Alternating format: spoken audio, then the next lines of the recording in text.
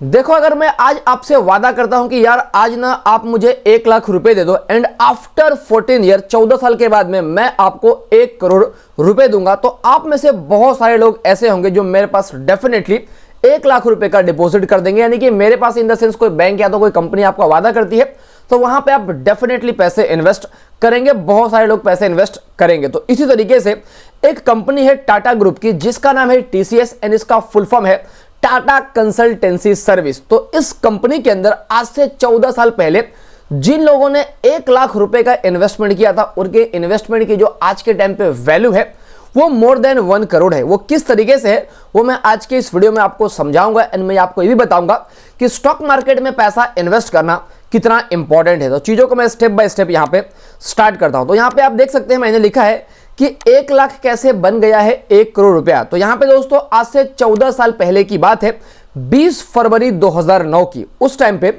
जो TCS company है उसके एक शेयर का जो प्राइस था वो था 118 रुपए के अराउंड में। तो यहां पे अगर आप 14 साल पहले 2009 में अगर टीसीएस में 1 लाख रुपए का इन्वेस्टमेंट करते तो यहां पे आपको 843 शेयर्स यहां पे मिलने वाले थे।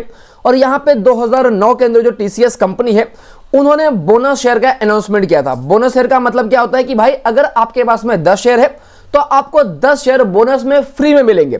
तो यहां पे जिनके पास में उस टाइम पे 843 शेयर थे जिन्होंने 1 लाख रुपए का इन्वेस्टमेंट किया था, तो यहां पे 2009 में बोनस शेयर का अनाउंसमेंट होने के बाद में उनको अगेन जितना शेयर उनके पास में था 843, तो उनको डेफिनेटली 843 उनको एक्स्ट्रा भी बोनस शेयर मिलने वाले थे।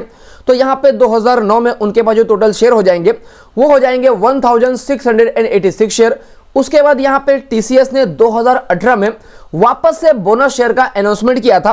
तो अगर आपके पास में जिन लोगों ने उस टाइम पे 1 लाख रुपए का इन्वेस्टमेंट किया था फिर उनको बोनस शेयर मिला तो उनके पास में 1686 का शेयर्स हो गया था। तो यहां पे अगेन उनको 1686 तो शेयर उनके पास में थे ही। तो यहां पे कंपनी ने जब बोनस शेयर का अनाउंसमेंट किया तो उनको वापस से 1686 शेयर मिल जाएगा। क्यों मिल जाएगा? क्योंकि यहां पे कंपनी ने कहा था कि यार अगर आपके पास में 1 शेयर है तो यहां पे हम आपको 1 शेयर बोनस में देंगे। तो यहां पे इस तरीके से जो लोग इन्वेस्टमेंट किए थे आज से 14 साल पहले तो उनके पास में जो टोटल शेयर्स हो जाएंगे वो हो जाएंगे 3372 शेयर्स। और यहां पे अगर मैं आज की बात कर लूं, मान लीजिए 14 अप्रैल 2023 की बात कर रहा हूं, आफ्टर 14 ईयर, तो आज के टाइम पे टीसीएस कंपनी का जो 1 शेयर का प्राइस है वो है 3192 रुपीस।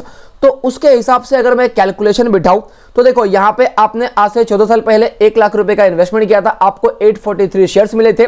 उसके बाद यहां पे आपको बोनस शेयर मिल के आपके पास में जो टोटल शेयर्स आ गए वो आ गए 3372 शेयर्स। और यहां पे 1 शेयर का जो प्राइस है वो है 3190। तो यहां पे सिंपली मैं total number of share into share price से मल्टीप्लाई कर दूंगा।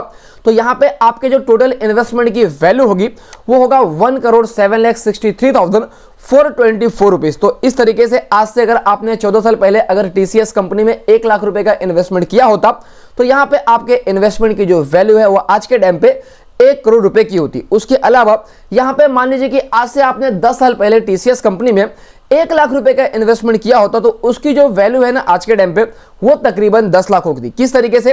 तो यहां पे 10 साल पहले 26 अप्रैल 2013 को टीसीएस कंपनी का जो 1 शेयर का प्राइस था वो था 684 रुपीस। और यहां पे अगर आपने 1 लाख रुपए का इन्वेस्टमेंट किया होता तो आपको यहां पे 146 शेयर यहां पे मिले होते। उसके अलावा यहां पे 2018 में कंपनी ने बोनस शेयर का अनाउंसमेंट किया कि जिसके पास में 1 शेयर है हम उनको 1 शेयर एज अ बोनस देंगे। तो जिनके पास में 146 शेयर थे तो उनको 146 शेयर बोनस में मिले। तो टोटल यहां पे लोगों के पास में 292 शेयर्स यहां पे हो गए थे। और यहां पे आफ्टर 14 ईयर 14 अप्रैल 2023 की बात कर रहा हूं, यहां पे टीसीएस कंपनी का जो 1 शेयर का प्राइस है वो है 3190। तो उसके हिसाब से यहां पे आप कैलकुलेशन करेंगे 292 शेयर इंटू 3192 तो तकरीबन 9.5 लाख 10 लाख रुपए के अराउंड में आपका यहां पे इन्वेस्टमेंट का वैल्यू होता। और यहां पे एक और इंपॉर्टेंट बात यह कि स्टॉक प्राइस यहां तो कहीं भी आप पैसे इन्वेस्ट करते हैं तो आपको लंबे समय के लिए पैसा इन्वेस्ट करना चाहिए, क्योंकि यहां पे टीसीएस कंपनी कितनी अच्छी कंपनी है फिर भी इसके शेयर प्राइस पिछले 1 साल में 10% से टूटा है। यहां पे जो भी आईटी कंपनी उनकी तो बैंड बजी हुई, यहां पे विप्रो हो गया, आईटीसी हो गया, आईटीसी तो स्टॉक आईटीसी तो मतलब एक अलग कंपनी हो गई, तो एफएमसीजी हो गया, वहां पे तो अच्छा परफॉर्मेंस है।